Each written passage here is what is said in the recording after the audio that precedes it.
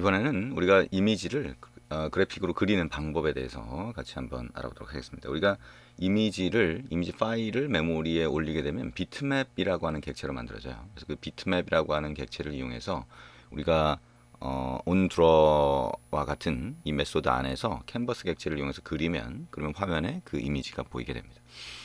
자, 시작 화면에서 새로운 프로젝트를 만들고 그 프로젝트 안에서 자, 이미지를 로딩해서 그리는 기능 만들어 보도록 하겠습니다. 여기다가 my 자, custom view 한 다음에 이미지라고 한번 해볼게요. 자, 패키지면서 my 자 삭제를 합니다. 자, finish 누르면 새로운 프로젝트가 만들어질 겁니다.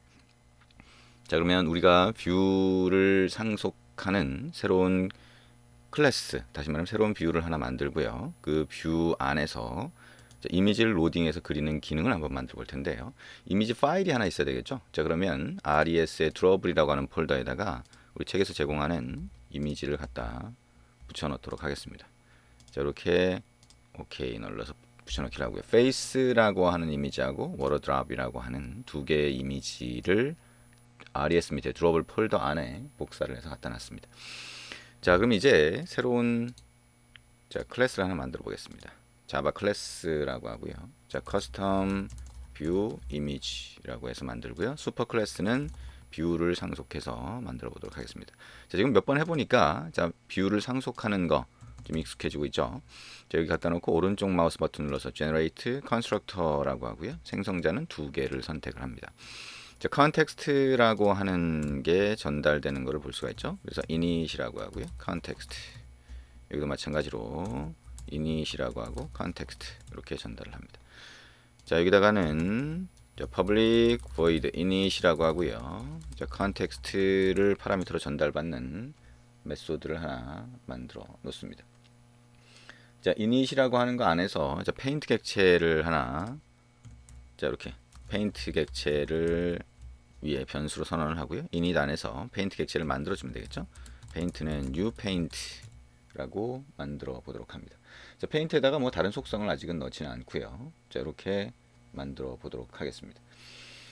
자, 그러면 자, 이 중에 우리가 그 onDraw라고 하는 거, 자, onDraw라고 하는 메소드가 필요하죠. 근데 이 onDraw라고 하는 메소드 안에서 이미지를 그릴 수가 있어요. 자, 예를 들면 우리 기존에 라인 그리듯이 자, 여기다 갖다 놓고요. 오른쪽 마우스 버튼 눌러서 자, generate 자, override 메소드라고 해서 onDraw라고 하는 메소드를 먼저 재정의할 수가 있겠죠. 밑으로 쭉 내려가서 자, onDraw 메소드를 찾아서 OK 누르면 자, 여기 안에서 자, 이렇게 만들 수가 있죠. 그리고 이미지가 우리가 이제 res 드롭을 밑에 그렇게 들어가 있으니까 그 이미지를 로딩할 수가 있겠죠. 그죠? 로딩을 해서 자, 그 이미지에다가 그릴 수가 있을 겁니다. 자, 그러면 이 이미지를 한번 가져와 볼까요? 자, 그러면 우리 비트맵 객체를 로딩하는 자, 리소스 폴더, 자, res 밑에 드롭을 밑에 있는 이미지를 로딩하는 가장 기본적인 방법, 비트맵 팩토리라고 하는 걸 이용하는 방법이고요.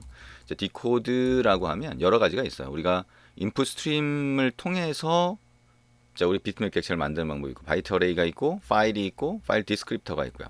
리소스가 있습니다. 리소스라고 하는 게 결국엔 res 밑에 드롭을 폴더 밑에 있는 거를 바로 로딩을 하는 방법이고요. 리소스 아이디를 제공해 주면 됩니다. 첫 번째 파라미터로 리소시스 객체가 필요한데요. get resources라고 해서 참조를 하고요. r.drop을 해보면 face라고 하는 게 보이죠.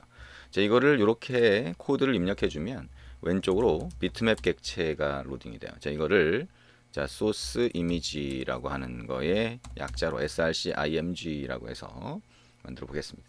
자, 그러면 이 상태에서 우리가 캔버스가 있으면 자, 캔버스 점에서 draw bitmap이라고 하는 걸 할 수가 있어요. 그래서 이 srcimg라고 하는 이미지를 자, 100 by 100이라고 하는 위치에다가 그려달라라고 할 수가 있죠.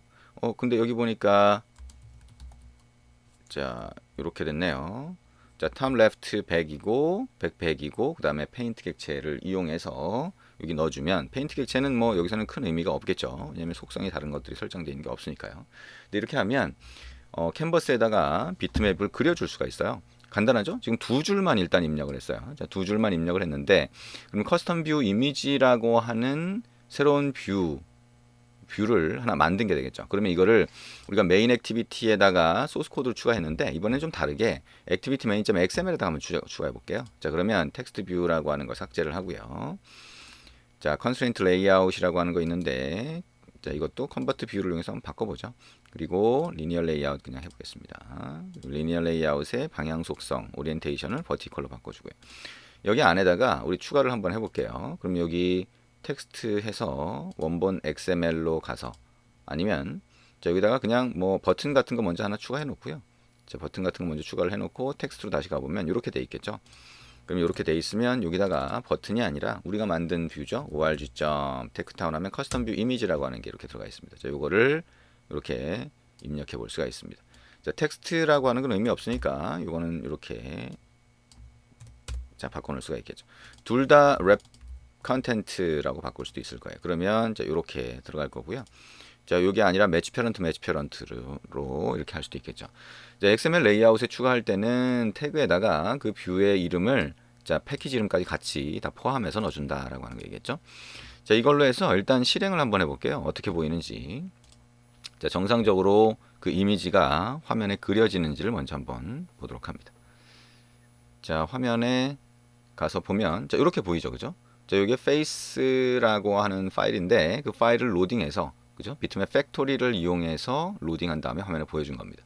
자, 근데 이렇게 하면 이게 이미지를 읽어서 보여주는 게 가능하구나라고 할 수가 있는데, 근데 이게 실제로는 요 우리가 이제 화면에 보여주기 전에 우리 요 onDraw라고 하는 메소드가 호출되는 거잖아요, 자동으로. 그러면 그 안에서 우리가 코드를 넣고 이 코드가 실행되는 시점이 끝난 다음에 화면에 보여져요. 근데 그렇게 하다 보면 우리가 이 화면이 보여지기 전에 이렇게 우리가 캔버스에다가 뭔가 드로잉을 하는 작업을 하게 되는데, 그게 시스템 부하가 좀 걸리게 돼요.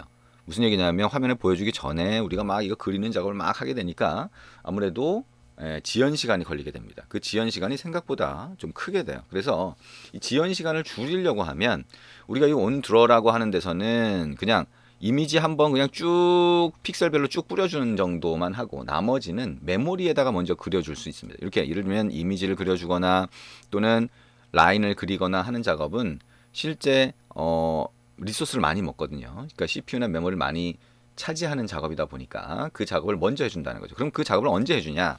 자, 여기 위쪽으로 올라가서요. 이걸 한번 변형을 해볼게요. 그러면 여기다가 오른쪽 마우스 버튼을 눌러서 Generate Override Method라고 해서요. on으로 시작하는 것 중에 자, onSize Changed라고 하는 메소드가 있어요. 이 onSize Changed라고 하는 거는 뷰의 크기가 변경될 때 호출되는 거예요. 다시 말하면 우리가 이거를 여기다가 추가를 했다라고 하게 되면 리니어 레이아웃이라고 하는 이 부모 레이아웃에 의해서 얘 크기가 결정이 되겠죠, 그죠? 그리고 여기에 만약에 크기를 고정을 시키면 뭐 100dp, 100dp로 고정시키면 이 뷰의 사이즈가 화면에서 어느 위치에 어느 크기로 들어갈지가 결정이 된다는 거예요. 그러면 그 시점에 호출되는 게 onSize Changed예요. 그러니까 뷰가 차지할 영역이 결정되는 시점인데 이때 일반적으로 여기다가 메모리에다가 미리 그려줍니다. 그러면 그리는 작업에 소요되는 시간을 줄일 수가 있는 거죠. 자, 그러면 그리는 작업에 소요되는 시간을 여기서 한번 줄여보자. 그러면 여기에 자, super.onSize changed 뭐 이건 뭐 놔둬도 될 것 같고요. 자, 여기에다가 아니면 뭐 그 위쪽에다가 해도 되는데요. 자, 여기다가 create cache bitmap이라고 해서 자, W하고 H라고 하면 이게 지금 현재 결정된 자, 뷰의 크기가 됩니다. 자, 그러면 이 create cache bitmap이라고 하는 건 어떻게 할 거냐? 자, 여기다가 다시 public void create cache bitmap이라고 하고요. int w int h 자, width height 값이 되겠죠. 이렇게 한 다음에 자, bitmap.create bitmap이라고 하는 메소드가 있어요. 그래서 가로 크기하고 세로 크기를 집어넣고요. bitmap.config.argb 8888이라고 하면 RGB 색상으로 된 새로운 비트맵 객체를 만들 수 있습니다. 자, 왼쪽에다가 자, 비트맵 타입의 캐시 비트맵 이렇게 해봅니다. 자, 이거는 캐시 비트맵이라고 하는 건데요. 캐시 비트맵이라고 하는 거에다가 우리가 먼저 그릴 거라는 거죠. 자, 이거를 변수로 선언을 하고요. 자, 여기에 있는 타입을 없애주면 메모리에 자, 빈 비트맵 이미지를 하나 만들어 줍니다.